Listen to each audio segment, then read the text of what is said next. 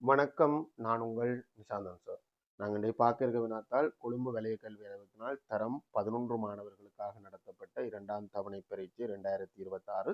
இந்த வினாத்தால் இந்த பகுதி 1B இருக்கிற 5 வினாக்களையும் இந்த வீடியோவில் தெளிவாக விளக்கமாக பார்க்க இருக்கோம். இதில் ஒரு சின்ன திருத்தம் பிள்ளைகள் இருக்கும் மார்க் பண்ணிடுவோம். அப்புறம் நீங்கள் மறந்து கொண்டு போனீங்கன்னா கேள்வி பிரச்சனையாக போயிடும். இந்த கேள்வி நான் புரிந்த வரைக்கும் நான் இந்த கேள்வியை எப்படி திருத்தியிருக்கேன். 4வது வினா, 4வது வினா, கூடிய மின் கட்டணம் செலுத்தும் 20% குடும்பங்களின் குறைந்த மின் கட்டணத்தை காண்க. செலுத்த வேண்டிய குறைந்தபட்ச மின் கட்டணம். அதாவது நான் என்னுடைய அந்த கேள்வி இந்த எண்ணம் என்னன்னா, அந்த 20% குடும்பங்களும் செலுத்துற மொத்த மின் கட்டணத்துல அதி குறைந்த தொகை என்ன அப்படின்றது மாதிரி தான் இந்த வகுப்புல விளங்கப்படுத்தியிருக்கேன். 25% குடும்பங்கள் இந்த போர்டர் லைன் என்னவாக இருக்கும், அதாவது கட் அவுட் எப்படி இருக்கும்ன்றது சம்பந்தமாகவும் இந்த வீடியோல விளங்கப்படுத்தியிருக்கேன். இது என்னுடைய வகுப்பு, சூம் வகுப்பு இந்த ரெக்கார்டிங். ஸோ ரெண்டையும் கதைச்சிருக்கேன். என்னுடைய புரிதலுக்கு ஏற்ற மாதிரி, அந்த வசனத்தின் புரிதலுக்கு ஏற்ற மாதிரி அதை கேள்வியே 20% வந்து மாற்றிருக்கேன். ஸோ நீங்களும் மாற்றிட்டு செய்யலாம். மாற்றாமல் செஞ்சுட்டு இதுக்கேற்ற மாதிரி நீங்கள் அங்கே விடை இருந்தால் அந்த விடையும் வந்து அங்கே போட்டிருக்கேன். இந்த வீடியோ வந்து எனது சூம் மூலமான கணித வகுப்பு இந்த ரெக்கார்டிங் நீங்களோ இல்லை உங்களோட தம்பி தம்பிகளோ சூம் மூலமான கணித வகுப்புகளுக்கும் இணைந்து கொள்ளலாம். மிக பயனுள்ள வகுப்புகளாக இருக்கும். பொய் சொல்லி யாரையுமே மாற்றி ஏற்றுக்கொள்ளலாம். நீங்கள் வேணுமெண்டா பாருங்க, இந்த யூடியூப்ல மொத்தம் 1000க்கு மேல வீடியோ போட்டிருக்கேன். ஸோ பிரியோசனம் இல்லாமலா நான் உலக காலமாக தொடர்ச்சியாக சூம் மூலமான வகுப்புகளை தொடர்ச்சியாக பிள்ளைகளுக்கு கொடுத்து கொண்டிருக்கிறேன். ஸோ கட்டாயம் நீங்கள் யோசிச்சு பாருங்க, பிரியோசனமான வகுப்பாக இருக்கும். இணைந்து கொள்றேன்டா தாராளமாக இணைந்து கொள்ளலாம். இதன் மூலம் எனக்கு கட்டாயம் பிள்ளைகள், இதன் மூலம் மட்டும்தான் எனக்கு ஒரு வருமானம் கிடைக்கும். வருமானம் இல்லாமல் எந்த ஒரு சேவையும் ஒரு ஆளால் திருச்சியாக செய்ய முடியாது. ஸோ வருமானம் முக்கியம். அதை விட எனக்கு உங்களுக்கு படிப்பிச்சு ஒரு விடயத்தை தெளிவுபடுத்துறதுல கிடைக்கிற சந்தோஷம் அதை விட பெருசு. ஸோ அந்த அடிப்படையில் நீங்கள் வகுப்புக்கு இணைந்து கொள்றேன்டா அது தொடர்பான விவரத்தை என்னை கேட்டு பெற்றுக்கொள்ளக்கூடியதாக இருக்கும். உங்களுக்கு சின்ன சின்ன சந்தேகங்கள் ஏற்பட்டால் அது வாட்ஸ்அப்லேயே தெளிவுபடுத்த முடியும். அதுக்கு நான் வகுப்புக்கெல்லாம் கொண்டு போக மாட்டேன்.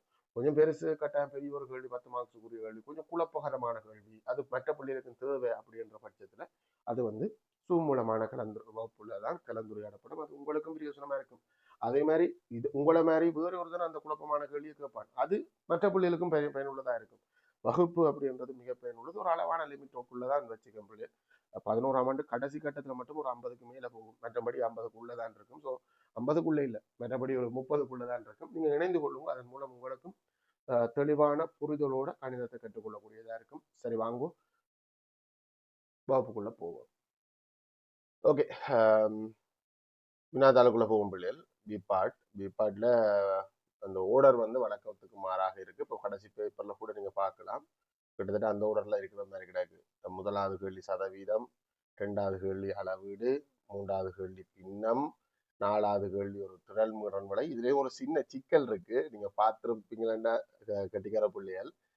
வரைவுத்தாள் போட்டிருக்கேன், ஆனா இதுல வரைவுத்தாள் ஒரு சின்ன சிக்கலா போயிட்டு என்னண்டா, வரைவுத்தாள்ன்றது ஒரு பெரிய பெட்டி 5 சிறு பிரிவுகளை கொண்டதா இருக்கும்.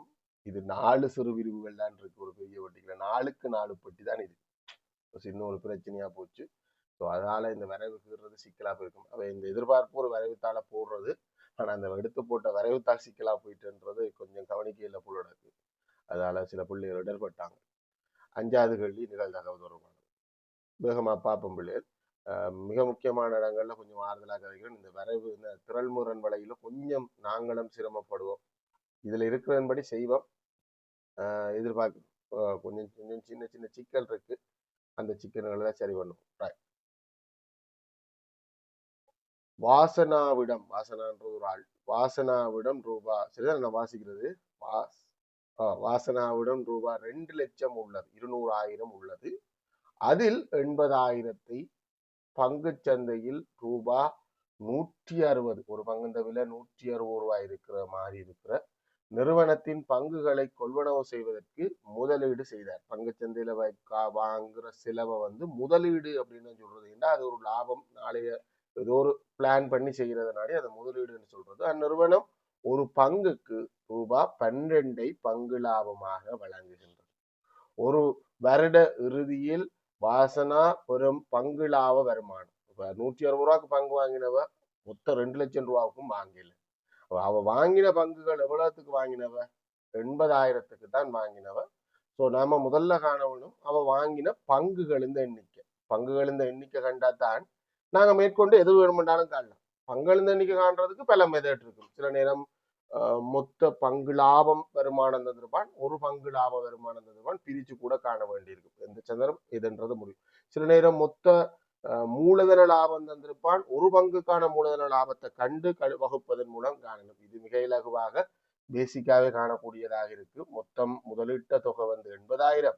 அதுல அந்த பங்குகளை வாங்குறதுக்காக செலவழிச்சு ஒரு பங்கு 160 ரூபா.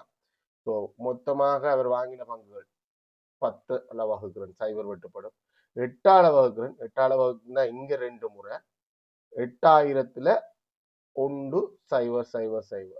இப்ப 2ஆல வகுத்தா நீங்க இஞ்சபடியே போடுங்க, 500 பங்குகளை இவர் வாங்கியிருப்பார்.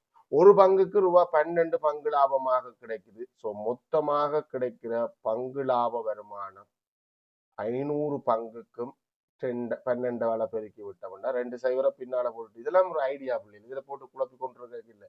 12×5 = 60, அந்த பெருக்கள் மட்டும்தான் செய்யறது. ஆகவே இவருக்கு வெபவுக்கு பொம்பளை பிள்ளைன்னு, ஸோ வெபவுக்கு ஒரு வருஷத்துல அந்த ஒரு வருட முடிவுல கிடைக்கிற பங்கு லாப வருமானம் எவ்வளவு?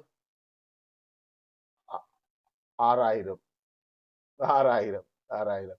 இந்த முதலீட்டில் இருந்து 2 வருடங்களுக்கு பங்கு லாபத்தை பெற்ற பின், இதுல ஒரு சின்ன சிக்கல் இருக்கு பிள்ளைங்க, நான் திரும்ப திரும்ப சொல்றேன், அதுல ஒரு கவனிக்கிறேன் இல்லை.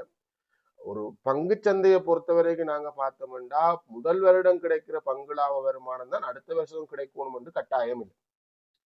பேங்குகள் அப்படி இல்லை. பேங்க்ல இப்ப 8% வட்டி என்று டிசைட் ஆனா அந்த திரும்ப அது மாற்றும் வரைக்கும் 8% தான் வருஷா வருஷம் வட்டியா போட்டுக்கொண்டே பண்ணி 10 வருஷம் கழிச்சாலும் அந்த அவங்களோட சென்ட்ரல் மத்திய வங்கியோட இருக்கிற மத்திய வங்கி இந்த கட்டளைக்கு ஏற்ற மாதிரி தான் அவையெல்லாம் மாத்திடும். ஆனா பங்கு லாபம்ன்றது அந்த நிறுவனத்துக்கு கிடைத்த மொத்த லாபத்தை கொண்டு அனைத்து பங்குதாரர்களுக்கும் சமனாக பிரித்து கொடுக்கும் போது இந்த வருஷம் 12 ரூபா கிடைச்சு அடுத்த வருஷம் 12 ரூபா தான் கிடைக்கும்ன்றது அப்புறம் கம்பெனி நடத்துறதுலயே வேலை இல்லை. சில நேரம் அடுத்த வருஷம் பொதுவா கூடணும். ஏன்னா அங்க பங்கு சந்தையில அது இந்த பங்கு இந்த பெறுமதி கூடிக்கொண்டு போகும் கட்டாயம். ஸோ அதுக்கேற்ற மாதிரி அந்த பங்கு லாப வருமானம் கூடணும், இல்லைன்னா அந்த கம்பெனி நடத்துறதுல வேலையே இல்லை. ஆனா இப்ப இவற்ற கதையின்படி எதுவுமே சொல்லல. அப்ப நாங்க எடுத்துக்கொள்ள வேண்டிய என்ன, 2 வருடங்களுக்கும் ஒரே அளவான பங்கு லாபம் என்றே எடுத்துக்கொள்வோம். முதல் வருஷத்துக்கு ஒரு 12 ரூபா, இன்னும் ஒரு வருஷத்துக்கு இன்னும் ஒரு 12 ரூபா, 2 வருஷத்துக்கு கிடைக்கும். அவர் தனது அனைத்து பங்குகளையும் ரூபாய் 200க்கு சந்தை விலைக்கு விற்கிறார். எவ்வளவுக்கு வாங்கினவர்? 160 ரூபாய்க்கு வாங்கினவர். இன்றைக்கு என்ன விலையாயிட்டுது? 200 ரூபாவா இருக்கு. அப்ப பங்கு லாபம் அந்த பங்குக்கு நல்ல பெறுமதி கூடி இருக்கு. ஸோ அது பெறுமதி கூடுதுன்னா கட்டாயம் பிள்ளைகள், பெறுமதி கூடுற ஒரு கம்பெனி இந்த பங்கு லாப வருமானம் கூடிக்கொண்டேதான் போகும். விற்பனை செய்கின்றார். பங்கு லாபம் விற்பனை செய்வதன் மூலம் பெற்ற பங்குகளை விற்பதன் மூலம் பெற்ற மூலதன லாபத்தை காண்க. அது என்ன சார் மூலதன லாபம்? மூலதன லாபம் லாபத்துல 2 லாபம் ஆயிட்டு, ஒன்று கம்பெனி தர்ற லாபம், அது பங்கு லாபம் என்று சொல்றோம். நாங்கள் நல்ல விலை போகும்போது விற்பதனாலும் ஒரு லாபம் பெறுவோம், அதை நாங்கள் மூலதன லாபம். 2 விதமா காணலாம் பிள்ளைகள். மொத்தமா வித்து போட்டு வாங்கின விலையை கழிச்சு மட்டும் காணலாம். ஒரு கதை மூலதன லாபம்ன்றது ஒன் டைம், பங்கு லாபம்ன்றது வருஷ வருஷம் வந்து கொண்டு இருக்கும். அப்ப மூலதன லாபத்தை நாங்கள் காணணும்னா ஒரு பங்குல கிடைக்கிற மூலதன லாபத்தை காணுவோம். ஒரு பங்கை வாங்கினது 160 ரூபா, வித்தது 200 ரூபா. அப்போ ஒரு பங்குல எவ்வளவு லாபம்? 40 ரூபா ஒரு பங்குக்கான மூலதன லாபம். இவர் எத்தனை பங்கு வாங்கி வித்தவர்? 500 பங்கு. ஆகவே மொத்த மூலதன லாபம் 500 பங்குக்கும் 40 ரூபாப்படி 1 2 3 சைபர் 20,000 ரூபாய் இவருக்கு மூலதன லாபமாக கிடைச்சிருக்கு கொண்டு வரும். சரி, நீங்க செய்யலைன்றது தெரியுது. ஆனா எனக்கு ஒரு பிரச்சனையும் இல்லை பிள்ளைகள், என்னோட சேர்ந்து செஞ்சாலே பெரிய புண்ணியம். சரிதானே? ஒன்றுமில்லை. இப்ப எப்படியோ நான் எடுக்கக்கு முன்னுக்கு ஒரு ஒரு ஒரு மில்லி செகண்ட் முன்னுக்கண்டாலும் நீங்க எப்படி எடுத்திருப்பீங்க, அது பெரிய விஷயம் தான் பிள்ளைகளா. பங்குகளை வாங்குவதற்கு முதலீடு செய்த அதே நாளில் ரூபாய் 2,00,000 எஞ்சிய தொகை. அப்ப எஞ்சிய தொகை எவ்வளவுடா? 120,000 ரூபாவை 14% கூட்டு வட்டி வழங்கும் வங்கி ஒன்றில் 2 வருடங்களுக்கு வைப்பிட்டார். 2 வருட முடிவில் அவர் பெறும் மொத்த வட்டி வேகமாக காண்றதுக்கு இருக்கு வேண்டாம், நாங்க கொஞ்சம் கொஞ்சமா காணுவோம். ரைட், கூட்டு வட்டின்னா வட்டி வந்து வருஷா வருஷம் கணக்கோட செய்யறோம். முதல்ல நம்ம மீதியை காணுவோம் பிள்ளைகள். அது ஒரு கட்டாயம் ஒரு வரியா எழுதுனது நல்ல 2,00,000 ரூபாவுல 80,000 ரூபா தான் நாங்கள் கொண்டு போய் பங்கு சந்தையில முதலிட்டோம். இப்போ மீதியைத்தான் கொண்டு போய் எங்க வங்கியில வைப்புலிடுறோம். அப்போ 1,20,000 ரூபா வங்கியில வைப்புலிட்டோம். அப்ப இந்த கணக்குல வைப்புலிட்ட உடனே 1,20,000 இந்த கணக்குக்கு வந்துடும். இதை இங்கே போடுறேன்னு அப்ப எங்களுக்கு அதை கூட்டி கூட்டி கூட்டி கொண்டு போறதுக்கு நல்லா இருக்கும். முதலாம் வருடத்துக்கு ஒரு வட்டி வரும். முதலாம் வருட வட்டி ஒவ்வொரு வருஷத்துக்கும் வட்டி தனித்தனியே கணிக்கணும். ஏன்னா இதுதான் சிக்கல். முதலாம் வருஷத்துக்கு எவ்வளவு வட்டி வரும்? வைப்பிலிட்ட தொகை, அதாவது அந்த இந்த வருஷ தொடக்கத்துல பேங்க்ல எவ்வளவு காசு இருக்கு? 1,20,000 ரூபாய் இருந்தது. அந்த 1,20,000த்துக்கு 14% வட்டி வரும். 100 மேல் 14. அந்த பின்ன பெருக்கல் 2 சைவரை விட்டுறேன். இங்க ஒரு 2 சைவர் 28 8 போட்டு 2 மிச்சம் 14 2 16. சரி 16,800 ரூபா வட்டியா வரும்.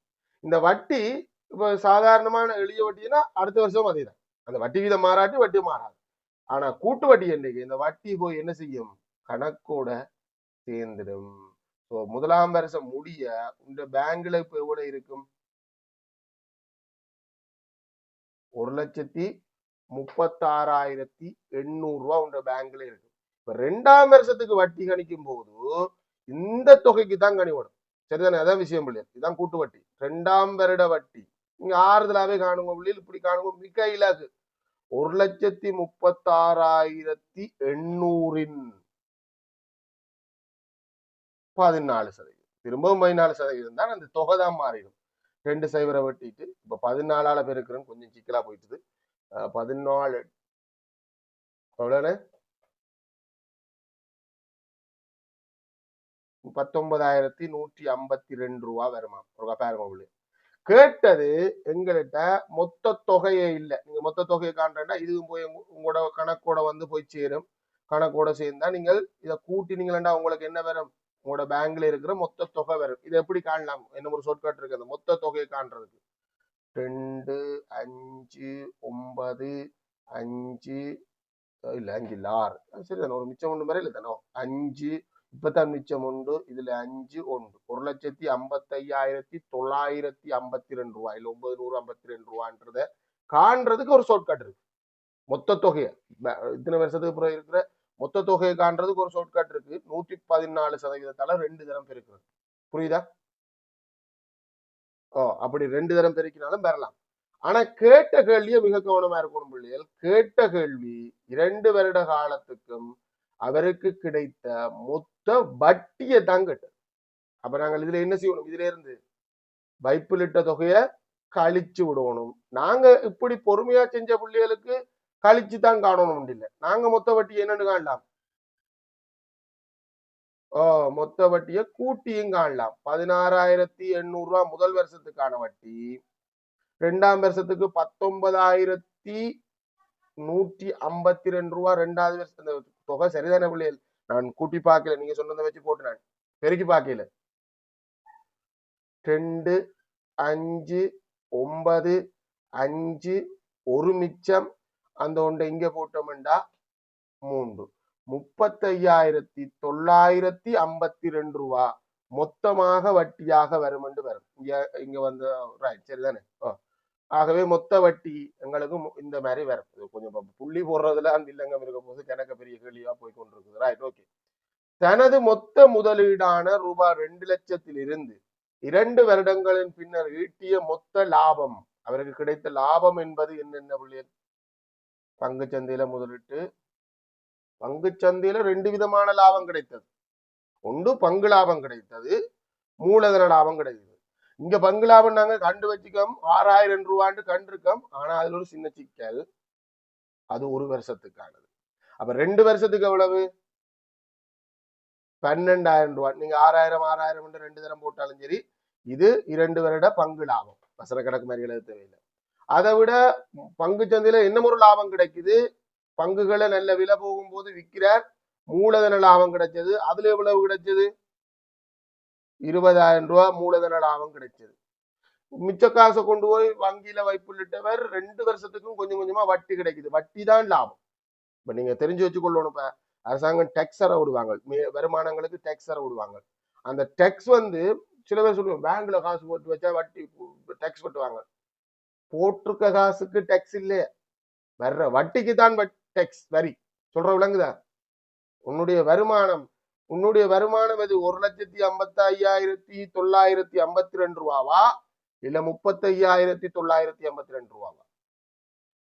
வட்டி தான் வருமானம். 35,952 இதுதான் உனக்கான வருமானம். ஸோ அதை கூட்டி விட்டா சரி. 2, 5, 9, 7, 6 சரியாடா? ரூபாய் 67,952 ரூபாய் இந்த முதலீட்டின் மூலம் கிடைக்கும். ஆனா கேள்வி அது இல்ல, 67,000 அதிகம் என வாசகர் கூட்டி சரியாடா? ஓம் ஏன் சரி? 67,952 ரூபான்றது ரூபாய் 67,000 விட கூடியது தானே. இக்கூற்று உண்மையா பொய்யா? ஆகவே இக்கூற்று இது பகுதி 2 மாதிரி வருதுன்னு, இக்கூற்று உண்மையானது. இவ்வளவு கொடுக்கணும். கொஞ்சம் கடுமையான கேள்வியா தான் இருக்கு. நம்ம பகுதி ஒன்றும் பார்த்து நான் கொஞ்சம் கடுமையா தான் இருந்தது. இது கொஞ்சம் பெரிய கேள்வி, கணக்க புள்ளி கொடுக்கறதுக்கான கேள்வியா வருது. Right, okay. இப்ப இதுல வந்து பார்த்தா பிள்ளைகள் முதலாவது கேள்விக்கு வழக்கமானது 3 மார்க்ஸுக்குரிய கேள்வி எழுதி விட்டுருக்கேன். 3 மார்க்ஸ் கொடுக்கலுமோ தெரியல, எல்லாமே அப்படித்தான் கிடக்கு. ரைட், பங்குகளின் எண்ணிக்கையை காண்றதுக்கு 1 புள்ளி, மொத்த பங்கு லாபம் காண்றதுக்கு 2 புள்ளி, 3 புள்ளி வர புள்ளி. வழக்கமான புள்ளி திட்டத்தின்படி பார்த்தால் சில நேரம் 2 கொடுக்கலாம், இல்லைன்னு இல்லை. அடுத்தது ஒரு பங்குல கிடைத்த மூலதன லாபத்தை கண்டு மொத்த மூலதன லாபத்தை காண்றதுக்கு 2 கொடுக்குறேன், வேற வழி இல்லை, அங்க புள்ளி கொடுக்கிறார். அடுத்தது நான் கொஞ்சம் கூடவே கொடுப்பேன், அது என்னுடைய குணம். ரைட், 2 வருட முடிவில் அவர் பெறும் மொத்த வட்டியை காண்க. முதலாம் வருட வட்டியை காண்ற அந்த ஸ்டெப்புக்கு 1 புள்ளி, திரும்ப 2ஆம் வருட வட்டியை காண்றதுக்கான முறைக்கு 2வது புள்ளி, மொத்த வட்டிக்கு 1 புள்ளியாக 3 புள்ளி கொடுக்கும். 4வது கேள்வி, அவர் கிடைத்த மொத்த மூலதன லாபத்தை காண்றதுக்கு 1 புள்ளி, ஒப்பீடுக்குறியோ இல்ல வசனமோ, தமிழ் வசனமோ அதோட சரியான பொருத்தமான முறையில இந்த கூற்று உண்மையானது என்று சொல்றதுக்கு 1 புள்ளி. குறித்த முதலாவது வினாவுக்கு இவ்விடத்துல போடுங்க பிள்ளைகள். 10க்கு எத்தனை? நான் என்னுடைய நேரடி வகுப்பு பிள்ளைகளுக்கு பேப்பரை பிரிச்சு கொடுத்து விட்டுருக்கேன். எனக்கு திருத்துறது கொஞ்சம் கஷ்டமா போடுறனாடி பேப்பரை பிரிச்சு கொடுத்து விட்டுருக்கேன். அவங்க திருத்துறாங்க. அதே மாதிரி நீங்களும் கொடுத்து மாத்தி திருத்தி பாருங்க பிள்ளைகள், ரொம்ப பிரயோசனமா இருக்கு. கழிப்போம். 2வது கேள்வி, செவ்வக வடிவமான பகுதியையும் அதன் எதிர்பக்கங்களில் இணைக்கப்பட்ட 14 மீட்டர் விட்டமுடைய 2 அரைவட்ட பகுதிகளையும் கொண்ட ஓர் உள்ளக விளையாட்டரங்கை காட்டுகின்றது. இதை பார்த்தா எனக்கு ஃபுட்பால் கிரவுண்ட் மாதிரி தெரியுது. இதை விட வேற வேற பல மைதானங்கள் இதே ஸ்டேப்ல இருக்கிறது. என்ன பொதுவா பாஸ்கெட் பால் என்ன அப்படியே நான் சொல்றது தெரியல, எனக்கு உங்களுக்கு தெரிஞ்ச சொல்லுங்கடா. இதே ஷேப்ல தான் கூடுதலான மைதானங்கள் இருக்கும். அரங்கை காட்டுகின்றது. அரைவட்ட பகுதியின் சுற்றளவை காண்க. அரைவட்ட பகுதியின் சுற்றளவு வழக்கமா வில்லுந்த நிலம் கேட்பாங்க. சுற்றளவுண்டா சுத்தி வரணும் பிள்ளையா. ஒரு அரைவட்டத்தை சுத்தி வராம சுற்றளவுன்னு சொல்றீங்க. அரைவட்டத்தை சுற்றி என்னென்ன பகுதி இருக்கு? ஒரு வில் இருக்கு, ஒரு விட்டமும் இருக்கு. மறந்துறாங்கவா? சுற்றளவு கேட்டிருக்கு. இப்ப வில்லுந்த நீளத்தை காணுவோம். முழுவட்டமாக இருந்தால் 2πr. இதை குழப்பி அடிக்க கூடாதோ. நீங்க சரியா சொன்னீங்க. நான் சும்மா 10ஆம் ஆண்டுல நேற்று காட்சி கொண்டிருக்கும் போது சிந்தனா குழப்பி விட்டாங்க. வட்டத்தின் வில்லுந்த நீளத்துக்கான சூத்திரம், சாரி, முழுவட்டமாக இருந்தால் அந்த பரிதி என்று சொல்லுவோம். பரிதி இந்த நீளத்துக்கான சூத்திரம் C = 2πr. 2πr வர்க்கம் எல்லாம் இல்லை, நான் தான் அவரை விட்டேன். 2πr. வட்டத்தின் பரப்பளவுக்கான சூத்திரம் தான் A = πr வர்க்கம். இங்க 3க்கு 2 வராது, குழப்பிக் கொள்றே இல்லை. இது ஒரு அரைவட்டமாக இருக்கிறதால இப்ப நாங்கள் அரைவட்டம் எடுத்துக்கொண்டோம்னா முழுவட்டத்தின் வில்லு பரிதி இந்த நீளத்தின் அரைவாசி வில் தான், சுற்றளவு அரைவாசி இல்லை. ஆகவே நாங்கள் என்னத்தை காண போறோம்னா வில்லுந்த நீளத்தை முதல்ல காணுவோம். முழுவட்டமாக இருந்தால் 2πr, தர அரை. நீங்கள் அரை தர 2πr என்று பொதுவா போட்டு பழகிட்டீங்க, நல்ல விஷயம், பிரச்சனை இல்லை, அதுவும் சரிதாங்க. 22/7 அரை. கவனம், அரைவட்டம் என்றாலே மிக கவனம். அரை எவ்வளவு? 7. அப்ப இங்க தந்தது என்ன? விட்டம். மையத்துல இருந்து 6 7 குறிச்சு வச்சிருவோம்டா. பிறகு திரும்ப திரும்ப கேட்பாங்க, மறந்து மறந்து விடுவோம். 7 தர அரை வெட்டு. 7 மேலும் ஒரு முறை வெட்டி போட்டு முறை போட கூடாதா? ஒரு விழுந்த நீளம் வந்துருச்சு 22 மீட்டர். ஆகவே சுற்றளவு சமன் 22 பிளஸ் 14. இல்ல 2 அரைன்னு போட்டாலும் சரியா. 38 இல்ல 36. 36 மீட்டர்.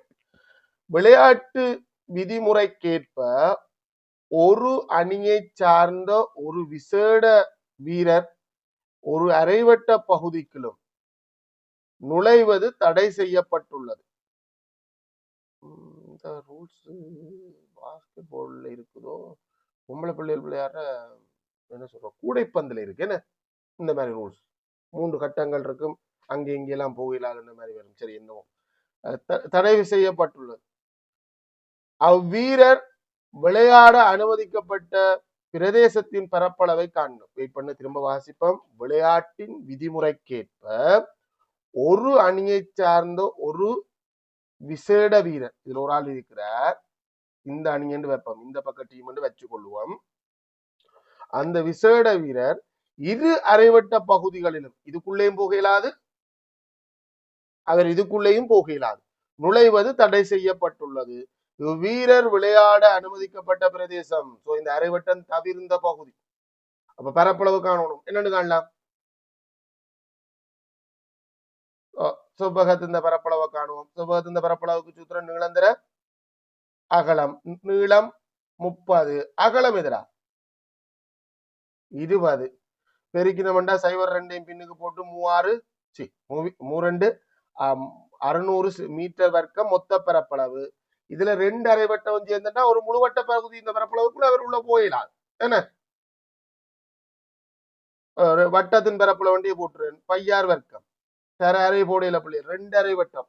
ஒரு முழு வட்டத்தின் பரப்பளவு போட்ட பகுதிக்குள்ள அவர் போயிடாது. பை 22 கீழே 7 ஆரையின் வர்க்கம். அதான் நான் ஏற்கனவே போட்டு வச்சுட்டு வருவோம்னு சொன்னேன். 7 தர 7 பெருக்கினோம்டா அவர் எத்தனை மீட்டர் வர்க்கம் பரப்பளவுக்குள்ள போயிடாது? 154 மீட்டர் வர்க்கம் பகுதிக்குள்ள போயிடாது. சோ அவர் போகக்கூடிய பிரதேசத்தின் எஞ்சிய பகுதி இந்த பரப்பளவு எவ்வளவு? 600ல இருந்து 154 களி. இப்படி கீழே கீழே எழுதி செய்க வழி காட்டலாமா? தாராளமா காட்டலாம். இந்த கழித்தல் அடையாளம் மட்டும் கவனமா போடும். 4 10 கடன் எடுத்து கொடுக்குற எல்லாம் தெரியும். இங்க 10 ஆகி அப்புறம் அதுல 1 கொடுத்து இங்க 10 ஆகும், இங்க 9 இருக்கும். ஸோ 10ல இருந்து 4 போனா 6, இங்க 9 இருக்கும். 9ல இருந்து 5 போனா 4, இங்க 5 இருக்கு 4. 446 மீட்டர் வர்க்கம் பகுதிக்குள்ளதான் இதனால பிரவேசிக்க முடியும். அரைவட்ட பகுதிகளில் மொத்த பரப்பளவுக்கு சமனான, அதாவது முழுவட்டம் பரப்பளவுடைய செவ்வக பகுதி அரங்கின் மேல் பகுதி ஏடி, மேல் சொல்லக்கூடாது, வடக்கு பக்கம் என்றாவது சொல்லியிருக்கலாமா? ஏடி இஞ்சால ஏடி. அரங்கின் மேல் பக்கம் பகுதியில் ஏடியில் ஒரு பக்கமாக வரையப்படுகின்றது சேர்க்கப்படுகிறது வெளியில. இப்பகுதியை அளவீடுகளுடன் மேலே உள்ள வரைபடத்தில் குறித்து காட்டு. ஏடியோட சேர்க்கு. ஏடி ஒரு பக்கம், இதுதான் ஏடி. ஏடி ஒரு பக்கமாக இருக்கிற மாதிரி சேர்க்கப்படுது, வரையப்படுகின்றதுன்னா வெளியில அரங்கின் உள் பகுதியில். சாரி நான் தான் பிள்ளையா வந்தேன். அரைவட்ட பகுதியின் மொத்த பரப்பளவுக்கு சமனான பரப்பளவை கொண்ட பரப்பளவை உடைய செவ்வக பகுதி அரங்கின் உள் ஏடியை ஒரு பக்கமாக கொண்டு வரையப்படுகின்றது. இப்பகுதியை அளவீடுகளுடன் வரைந்து காட்டுக. வாரன் இது அரங்கா, எது அரங்கன்னு பார்ப்போமா? கொண்ட உள்ளக விளையாட்டு அரங்கு உள்ளதான். இத எந்த பக்கம் செவ்வகம் பெறும்? எனக்கு ஒரு குழப்பமா வந்துச்சு. இவங்க சொல்றதன்படி உள்ளதானே. இவங்க சொல்றதன்படி உள்ளதான். ஆனா உள்ளுக்குள்ள சேர்த்தா அந்த மைதானத்தையும் இந்த விளையாட்டு அரங்கியை குழப்பிடும். ஏடியை ஒரு பக்கமாக கொண்டு வரையப்படுகின்றது. இப்பகுதியை அளவீடுகளுடன் மேலே உள்ள படத்தில் வரைந்து காட்டுக. ஏடியை ஒரு பக்கமாக கொண்டு வரையப்படுதான். சோ உள்ளதான். அப்ப 2 அரைவட்டம் விட கிட்டத்தட்ட இங்க வரலாம். செவ்வகத்தின் பரப்பளவுக்கான சூத்திரம் என்ன? செவ்வகத்தின் பரப்பளவு சமன் நீளந்தர அகலம். எனக்கு இந்த முறை செவ்வகத்தின் பரப்பளவு தெரியும். 2 அரைவட்ட பகுதிகள் இந்த பரப்பளவுக்கு சமனானது. ஒரே அரைவட்டம் அப்ப மொத்தமா 154 மீட்டர் வர்க்கம் இருக்கணும். நீளம் இல்ல, நீளம் 20 மீட்டர். ஏடி நீளம் எவ்வளவு? 20 மீட்டர். பிழைச்சு போட்டு பாத்தீங்களா? அவசரம் என்ன? அகலம் தெரியாது எக்ஸ். ஸோ இந்த 20 அங்க போய் பிரிக்கும். எக்ஸ் சமன் 154 20ஆல வகுக்கணும். வகுக்கலுமா? தசமத்துல வரப்போகுது. வரக்கூடாதுன்னு ஒண்ணும் இல்லை. இதுல 15ல இல்ல, இங்க காண வந்தா தான் 154 தான் 7 முறை 140 கழிச்சா 14 தசந்தாண்டைக்க தசம், தசத்துக்கு பின்னால இருக்க சைவர் இறங்கினா 140ல 7 முறை. ஸோ விட என்னன்னு வரப்போகுது? 7.7 மீட்டர். நீ பரம்படியாக்குறதுலயும் ஒரு நியாயம் வேணும்னு சொன்னா 7.7 மீட்டர்ன்றது இந்த அரைவட்டத்தை விட ஒரு கொஞ்சம் வெளியில வந்துடும். அதுக்குதான் நான் முதல் கூறியல இந்த நீளம் 7.7 மீட்டர்ன்றதை குறிக்கிறது. அவர் உள்ளன்னு சொன்னதால அப்படித்தான் குறிக்க வேண்டி இருக்கு. ஒரு வழி இல்லை எனக்கு. ஏன்னா அவர் உள்ள என்று சொல்லி இருக்கிறார். அப்படித்தான் சொல்லி இருக்கு. திரும்ப திரும்ப பார்ப்போம். பகுதியை அளவீடுகளும் அரங்கின் உள்பகுதியில் ஏடியை ஒரு பக்கமாக கொண்டு வரையப்படுகின்றது. சும்மா வரையப்படுது, அது அமைக்கப்படுது. கட்டிடம் இல்லை, சும்மா கோடு கீறப்படுது. பகுதியா 1,1000 என்ற அளவிடைக்கு வரையப்பட்ட ஒரு அளவிடை படத்தில் அரைவட்டத்தின் விட்டத்தை குறிக்கும் அளவிடையின் நீளத்தை காண்க. 2 விதமா செய்யலாம். முதல்ல இது நல்ல மெத்தட். இதுதான் அளவிடை படம். 1,1000 என்ற அளவிடைக்கு என்ன அர்த்தம்? அங்க அதான் 1 சென்டிமீட்டருக்கு 1000 சென்டிமீட்டர். எதுல 1 சென்டிமீட்டர், எதுல 1000 சென்டிமீட்டர்? எது 2 நீளம் இல்லை. படத்துல நீளம் 1 சென்டிமீட்டராக இருக்குமெண்டா உண்மையான நீளம் 1000 சென்டிமீட்டர். ஒருவேளை செய்யலாம் பிள்ளைகள், ஒரு முறை அலகு மாற்றி விட்டால் நல்லது. அப்படிதான் கணக்கு. நீங்க நாங்கள் அளவிடை படம் தொடர்பா செகண்ட் டேர்ம் வரைக்கும் காய்ச்சிருக்கோம். இப்ப இந்த பேப்பர்லயும் கதைப்போம். இதுக்கு பிறகு திருகோணத்துக்கு போவோம். அங்க போயிட்டு அளவிடை படம் நீ கதைக்க மாட்டேன். வரலாம், வரக்கூடாதுன்னு இல்லையா? 1000 நாங்கள் மீட்டர் ஆக்கணும். 1000 சென்டிமீட்டர் எத்தனை மீட்டர்? 10 மீட்டர். அப்ப மாத்துவம். படத்துல 10 மீட்டர் உண்மையான நீளமாக இருக்குமெண்டா அதை நான் படத்துல கீற போற நீளம் ஒரே 1 சென்டிமீட்டர்ல. ஆனா இங்க இருக்கிற விட்டம் இருக்குதானே, அரைவட்டத்தின் விட்டம் 14 மீட்டர். 14 மீட்டரை நான் படத்துல கீறதுக்காக எடுத்துக்கொள்ள போற நீளம் என்ன? 20 இருந்தா 10ஆல வகுத்தால் போதும். அதேதான் 14 10ஆல வகுத்தால் 1.4 சென்டிமீட்டர் என்று வரும். நீங்க பல விதமா இந்த விடைக்கு வந்து சேரலாம். இங்க சென்டிமீட்டரா, இங்க மீட்டர், இங்க சென்டிமீட்டர். Okay right. புள்ளி திட்டத்தை சொல்றேன், கவனிச்சு கொள்ளுங்க பிள்ளைகள். விழுந்த நீளத்தை காண்றதுக்கு இந்த சூத்திரத்துல பிரதிடுறதுக்கு ஒரு புள்ளி, விழுந்த நீளத்தை கண்டு அதை கூட்டணும்ன்றதுக்கு ஒரு புள்ளி, விடைக்கு ஒரு புள்ளியாக உங்களுக்கு மொத்தம் 3 புள்ளி சுற்றளவுக்கு வரும். அது வழக்கமானது. அடுத்தது செவ்வகத்தின் பரப்பளவை காண்றதுக்கு ஒரு புள்ளி, அரைவட்டத்தின் பரப்பளவை காண்ற சூத்திரத்துல பிரதிடுறதுக்கு ஒரு புள்ளி, விடைக்கு ஒரு புள்ளி, இங்கேயும் 3 புள்ளி வரும். இந்த செவ்வகத்தின் நீளம் அகலத்தை காண்றதுக்கு ஒரு புள்ளி, அதை படத்துல குறிச்சு காட்டுறதுக்கு ஒரு புள்ளி. செவ்வகமாக்குறோம், அது படத்துல குறிச்சு காட்டுறதுக்கு ஒரு புள்ளி. பிறகு இங்க வருவோம் அளவிடையில நாங்கள் ஏதோ ஒரு செய்க வழியில அதை 1.4 மீட்டர்னு காண்றதுக்கு 2 புள்ளி. குறித்த இந்த வினாவுக்கு உங்களுக்கு 10க்கு எத்தனை? 3வது கேள்வி போமா? ஓகே. திரு டெனி தனக்கு வாரம் ஒன்றுக்கு ஒதுக்கப்பட்ட எரிபொருள் ஒதுக்கீடு திரும்ப வந்துட்டு, நம்ம ஒரு எரிபொருள் ஒதுக்கீட்டுக்குள்ள திரும்ப வந்துட்டோம். நல்ல கேள்வி. ஒரு காலம் 2022 23 நினைக்கிறேன், அதுல சிக்கலா போய் அது எங்கட நாட்டு பொருளாதார பிரச்சனை. திரும்ப இப்ப வந்திருக்கிறதுக்கான காரணம் மத்திய கிழக்கு பிரச்சனை. சோ திரும்ப நாங்கள் போய் என்னமோ நம்மட பிரச்சனை முடிஞ்ச வாடு இல்லை. ஒதுக்கீட்டில் 8ல் ஒரு பங்கியை பகுதியை முதலாம் நாளில் பெற்றுக்கொண்டார். இரண்டாம் நாளில் எஞ்சிய இந்த இப்படி வந்த உடனே மார்க் பண்ணி கொள்ளடா. எஞ்சியது மீதியின் ஏதாவது வந்தாலே கவனிச்சுக்கோ. எஞ்சிய எரிபொருளின் அளவில் 5 பகுதியை அவர் பெற்றுக்கொண்டார். இரண்டாம் நாளில் அவர் பெற்றுக்கொண்ட எரிபொருளின் அளவை மொத்த ஒதுக்கீட்டின் பின்னமாக தருது. நாம ஒரு தரவா குறிச்சுக்கொள்வோம். நம்ம ஸ்டைல்லே செய்வோம். என்ன கருப்படம் இதுக்கு என்ன கருப்படம் இல்லாமலே தெளிவா செய்யலாம். முதல்ல மொத்த ஒதுக்கீடு என்ன வாகனம் என்று தெரியல, தெரிஞ்சிருந்தா ஓரளவுக்கு எங்களுக்கு தெரியும். வாகனம் என்னவாம் இருக்கலாம். அவர் முதலாம் நாள்ல பெற்றுக்கொண்டது எவ்வளவு? மொத்த எரிபொருள் ஒதுக்கீட்டு 8 அது முழுமையின் பின்னம். ரெண்டாவதுக்கு சொன்னது எஞ்சியதின் மீதி காணணும். மீதி எவ்வளவுடா? 8 பங்கு மீதியாக இருக்கும். அந்த 7 5 பங்கத்தான் அவர் 2ஆம் நாள் பெற்றுக்கொண்டார். அவர் 2ஆம் நாள் பெற்றுக்கொண்டது நேரடியாக 7 5 இல்ல. அதுக்கு என்ன செய்யணும்? நீ நேரடியா இந்த பெருக்கல் அடினாலே உனக்கு வரும் புள்ளி. எதுக்கு வில்லங்க மீதிய காண் 8 இருந்து 8 ஒரு பங்கு கழிச்சா 8 பங்கு மீதியா இருக்கு. அதுக்கு பிறகு 2ஆம் நாள் ஒதுக்கீட காண்றதுக்கு அந்த 7 5 பங்கு பின்ன பெருக்கல் இன்னின் பெருக்கைக்கு வெட்டுப்படக்கூடியது 7 மேலும் வெட்டுப்படும். சோ மொத்த எரிபொருள் ஒதுக்கீட்டுல 5 பங்கு 2ஆம் நாள் அங்க உண்டு. அப்ப 6 போயிடுச்சு, முக்காவாசி போயிடுச்சு. 2ஆம் நாள் பெற்றுக்கொண்டார். அவர் 2ஆம் நாளில் பெற்றுக்கொண்ட எரிபொருளின் அளவு தந்திருக்குது. இப்ப ஒப்பீட்டுல மிக இலகுவா இது 8 நான் கண்டுபிடிச்சிருக்கேன். அந்த 8 பங்குன்றது 6 லிட்டர் தந்திருக்கு. என்னடா அப்படித்தானே?